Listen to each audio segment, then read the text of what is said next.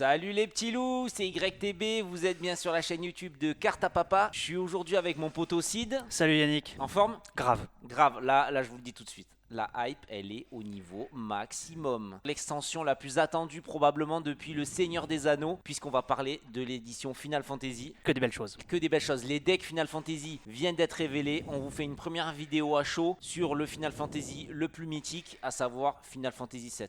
Toi, si Final Fantasy, tu connais un petit peu ou pas du tout? Pas du tout. Pas rien. du tout. Bon, voilà, le mec il sert à rien, il connaît pas Final Fantasy, même Final Fantasy VII, un peu de respect. Non mais quand même, rien, mais Final par contre les Fantasy cartes, VII. je Voilà, raconte lui il pas connaît les cartes. Donc Attention hein. lui va parler des cartes, moi je vais parler de Final Fantasy VII. Parce que bon, Final Fantasy c'est sympa, mais Magic ça marche bien. Vous aurez 4 vidéos différentes pour les 4 decks avec 4 personnes différentes qui sont à chaque fois des fans du Final Fantasy. Moi, vous comprendrez que avec mon grand âge, du coup, c'est Final Fantasy VII. On reviendra un petit peu tout à l'heure sur Final Fantasy VII. Donc déjà, premièrement, commençons par cette extension. Alors l'extension, elle est divisée avec les produits habituels, hein, donc les decks préconstruits qu'on va vous présenter, les boosters collector, les boosters play boosters. Vous allez pouvoir retrouver des cartes un peu sympathiques avec des designs particuliers dans chaque type de produit. Voilà, alors il faut bien savoir que c'est une édition à part entière. Ce n'est pas comme Warhammer ou Doctor Who ou Fallout qui étaient juste 4 decks Commander avec des fois des boosters collector pour certains. Là, c'est une vraie édition avec des boosters et qui sera d'ailleurs jouable en standard. Tout à fait, c'est une première pour un univers Beyond pour le coup. Elle est standard légale uniquement pour le côté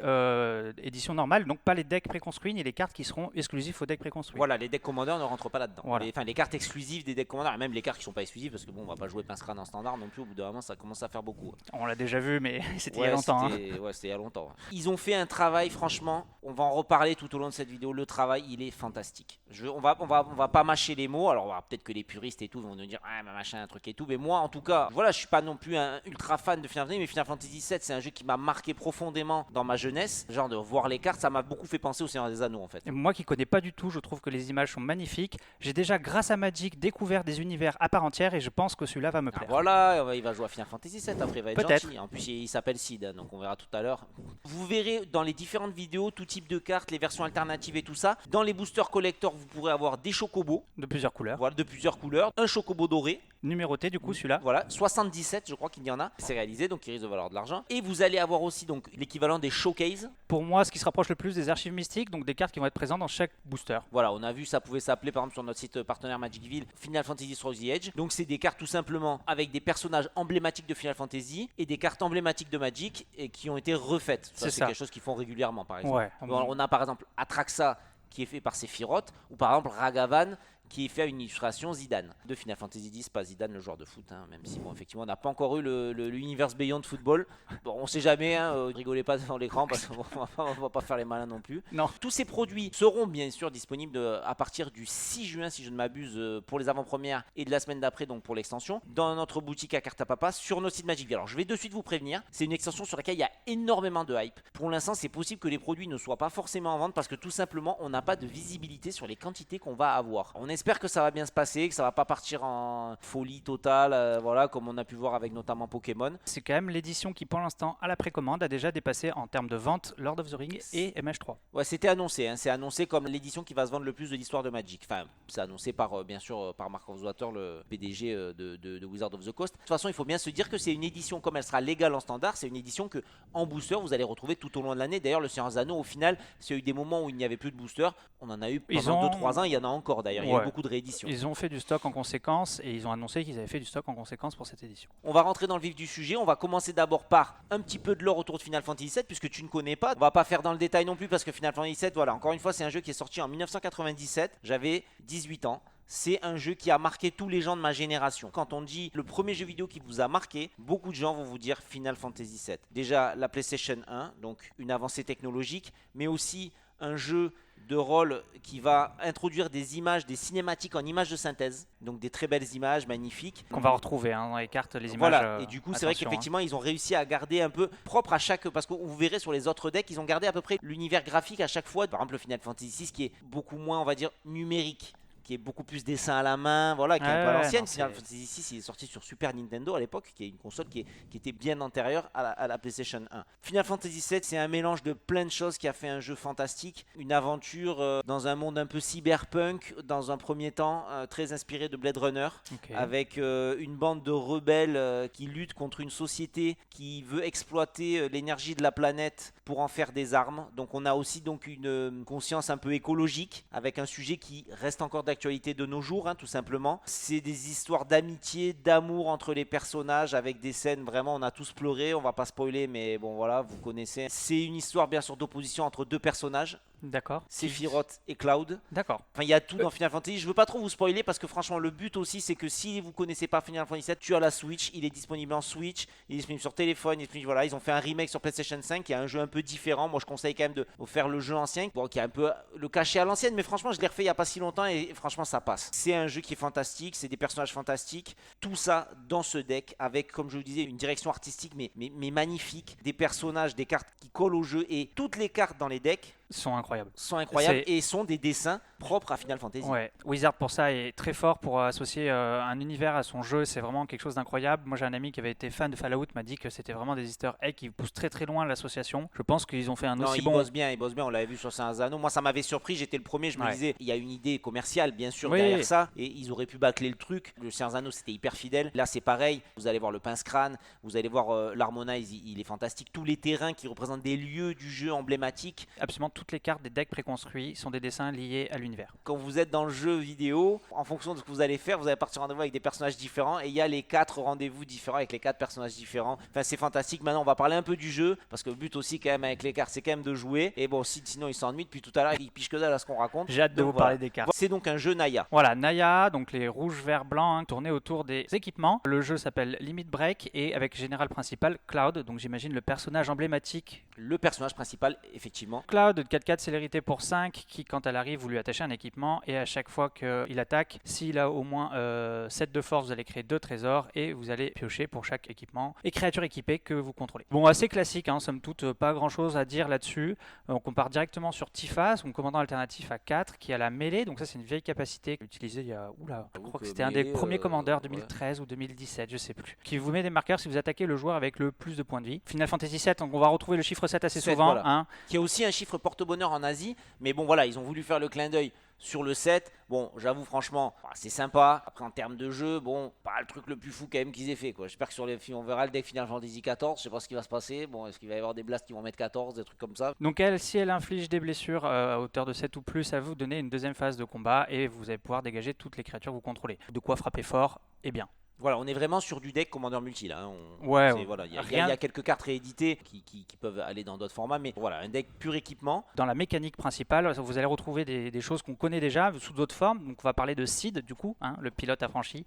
Une petite carte qui va vous faire penser à une autre qui existait déjà. Donc les sorts d'équipement et de véhicule coûtent 1 de moins à lancer. Pendant votre tour, il a le vol et vous pouvez renvoyer une carte d'équipement ou de véhicule depuis votre cimetière dans votre main. Juste de quoi faire un peu de value et de quoi réduire les coûts de vos équipements. Donc, rien de spécial, mais ça fait penser un peu au paladin puratier qui vous fait aussi un peu de value Qui est et qui vous présent permet dans le deck, d'équiper. je crois, d'ailleurs, Qui est aussi. présent dans le deck tout à fait avec une nouvelle image. Et du coup, qui dit Universe Beyond dit énormément de cartes légendaires. Et encore plus dans Final Fantasy où forcément c'est des jeux vidéo où vous allez constituer des groupes d'aventuriers. Vous allez avoir forcément 6-7 personnages plus les autres. Du coup, on va se retrouver Ok. avec une dizaine, une quinzaine de cartes légendaires par deck. C'était une question que j'avais parce qu'effectivement, quasiment toutes les créatures qui sont des nouvelles cartes sont des créatures légendaires. J'avais demandé s'il y avait autant de personnages importants dans le jeu. En fait, si tu veux, Final Fantasy Ouais. 7, 3 personnages et tu as une réserve de personnages que tu Ok. peux découvrir ou pas d'ailleurs en fonction du jeu. Tu as des personnages comme Yuffie, tu peux aussi très bien faire le jeu sans jouer avec eux. Tu peux modeler ton groupe comme tu veux. Effectivement, tous les persos qu'on voit là, les Seed, Barrett, Cloud, Yuffie, Aeris, tout ça c'est des personnages du jeu. Barrett, du coup, une 4-4 portée qui vous permet de faire des 2-2 à chaque fois que vous posez un équipement et qui vous permet d'équiper gratuitement un équipement sur lui votre phase de combat. On a l'aéro combattant, donc lui il n'est pas légendaire mais il va réduire de 2 les capacités d'équipement et donner le vol à une créature. On a un petit chien, Red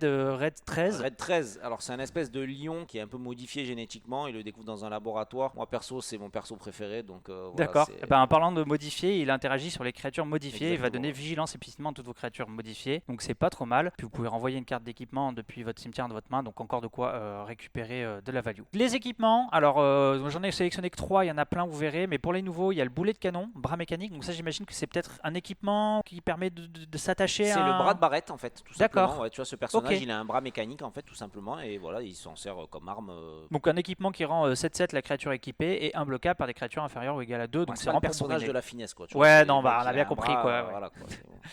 Ensuite, le matériau d'invocation. Donc ça, c'est pareil, ça doit être un Alors, la matériau materia, particulier. en fait, si Ah. tu veux, c'est le système de magie dans Final Fantasy VII. D'accord, ça représente le C'est-à-dire mana. que Pas vraiment, en fait, tu découvres des matérias, ces matérias vont te donner des pouvoirs et tu équipes tes personnages. Donc, tu as des matérias Ok. de feu, tu as des matérias, Ah. matérias d'invocation. Par exemple, une des plus communes, c'est Bahamut. Tu lançais Bahamut et là, d'un coup, tu avais une grosse cinématique avec un dragon qui sortait des nuages et qui venait balancer du feu sur le truc. Ok. Ça fait partie de la légende du jeu, bien sûr. D'accord. Donc bon équipement là pour le coup Ouais, en c'est vert, sympa, donc, ouais. qui permet de regarder la carte dessus de la bibliothèque, de la jouer si votre équipement est attaché à une créature, si c'est une créa, +2/+2 et vigilance et ajouter un mana. Donc c'est quand même beaucoup de choses pour un équipement, pas mauvais. Et le dernier, le Shuriken Fugutaiten. Alors Ouais. excusez-moi pour la prononciation. Hein. Ça engage une créature quand vous attaquez avec. Vous allez mettre un nombre de marqueurs égal à la différence de la force de votre créature équipée et de la force de la créature engagée. Donc si vous attaquez avec une 1-1 équipée par ça et que vous engagez une 7-7, vous mettez 6 marqueurs. On l'a vu tout à l'heure, il y a beaucoup de cartes qui vont réduire le coût d'équipement. Vous allez pouvoir équiper presque gratuitement tous vos équipements. De nouveaux équipements, plutôt pas mauvais. Donc la nouvelle mécanique qui va apparaître, en tout cas dans ce deck là, ce sont les créatures enchantement saga. Donc ça va fonctionner comme une créature enchantement, donc ça on connaît assez bien dans Magic, mais aussi comme une saga. Donc ça veut dire que votre créature a un temps fini finalement sur le champ de bataille. Rien d'extraordinaire, mais mécanique sympathique, puisque du coup vous pouvez aller la chercher en tant qu'enchantement, comme créature. Pas mal d'effets par rapport à son coup de mana. Donc là une 7-5 piétinement célérité pour 6, ce qui est déjà un beau body, mais du coup qui va durer que 3 tours. Le premier tour elle vous inflige 3 blessures à 2 cibles, le deuxième tour elle empêche 3 cibles de bloquer, et le dernier tour vous défaussez piocher, donc déjà un petit value parce que vous piochez 2 pour une défausse, et vous infligez à chaque adversaire la valeur de mana de la carte que vous avez défaussée. Donc ça fait quand même beaucoup de tapage hein, pour une 7-5 piétinement. Mais tu vois, on parlait tu vois, de la matéria d'invocation, bah là du coup c'est une invocation. La matéria, D'accord. donc tu as trouvé Materia, Kujuta, Kujata, pardon. tu l'attaches à ton personnage et pendant les combats il peut lancer un Kujuta. Ok. Qui du coup effectivement en plus ça a tout son sens que, que le monstre soit éphémère Ah, c'est une il vient, invocation, il fait du une coup attaque, elle vient il fait une mourir attaque après. et ça s'arrête après. Ok, bon bah voilà, tout s'explique. Quelques éphémères sympas que j'ai relevés. Magie ultime lumière, du coup ça aussi c'était une... C'est pas une invocation, ça c'est vraiment à la fin du jeu, là il se passe un truc et voilà. Ok, Bon, bref. éphémère qui fait un peu penser à protection de Teferi, elle va rendre indestructible votre board et si vous l'avez lancé depuis l'exil, prévenir toutes les blessures qui vous sont infligées. Bon, rien d'exceptionnel non plus, mais un bon éphémère. Après vous avez aussi en vert la bénédiction de la rivière de la vie, donc qui nous fait un peu penser à truc de Garuk. Bref, on vous mettra la carte. Ça vous fait piocher en fonction de la force la plus élevée parmi vos créatures et si vous l'avez lancé depuis l'exil, vous gagnez 2 fois ce nombre de points de vie, donc pas trop mal aussi. Et après, dernière petite éphémère sympathique, la transcendance de Cloud. Donc là, il coûte 2 plus 0 pour détruire une créature engagée ciblée, plus 1 pour détruire n'importe quel nombre de créatures engagées ciblées,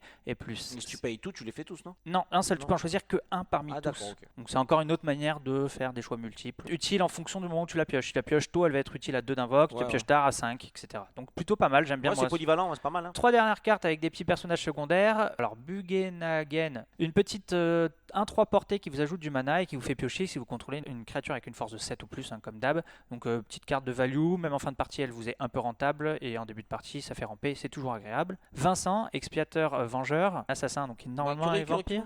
Ouais, je l'attendais vampire Vincent, mais bon, peut-être que pour des choix de design ou de... Mais bonne carte par contre. Ouais, 3-3 menace qui prend des marqueurs à chaque fois qu'elle inflige des blessures et si elle a au moins 7 de force, elle va mettre autant à chaque autre adversaire, donc en multi c'est plutôt costaud. Et on finit avec Yuffie, alors je crois que c'est le premier ninja rouge avec Ninjutsu. Ça me parle pas, effectivement. Ça rentre quand même, mine de rien, quelque chose quand même. Ninja rouge, qui a un pouvoir qui est pas mal en plus. Hein. Ouais, du coup 3-3 avec Ninjutsu 2, quand elle arrive vous piquez un artefact non créature tant qu'elle est là. Pour piquer les Sol Rings de vos adversaires en multi, mais bon en duel ça peut avoir des intérêts. Puis vous pouvez attacher un équipement que vous contrôlez à Yuffie. Oui, bah ça c'est parce que ça reste dans la mécanique équipement, mais... Ouais, mais je veux dire, c'est-à-dire qu'elle arrive en jeu, t'acquiers le contrôle d'un artefact non créature, et si toi t'as un équipement à côté, tu tu lui peux mets dessus. l'équiper. Ah oui, non, Donc ça si t'as un marteau colossal, tu vois ce que je veux dire, tu la poses en ninjutsu, fait. et machin, et bam, tu l'équipes. Je trouve la carte plutôt, Ouais, puis elle peut plutôt arriver au intéressante. tour 2, donc Ouais, il tour y a 2, des elle choses à peut faire. arriver. Enfin, il y a vraiment des choses à faire. C'était les dernières petites cartes dont on vous parlait, il y en a beaucoup d'autres, vraiment. Voilà, il y a beaucoup d'autres. Il y a quelques rééditions. Alors, c'est vrai qu'on a cassé un peu le plan d'habitude. On a parlé du vu secret Pince Crâne, rendez-vous, Pince Crâne, Marteau Colossal. le traditionnel Sol Ring, Arcane Signet, Command Tower, la trilogie. Qu'ils ont redessiné, ils en ont fait un pour chaque deck au niveau des dessins. Toutes les cartes du deck FF7 seront marquées avec une petite écriture en bas avec écrit FF7. Oh, c'est bien vu. Et là, du coup, la tour de commandement, c'est juste Midgar qui est quand même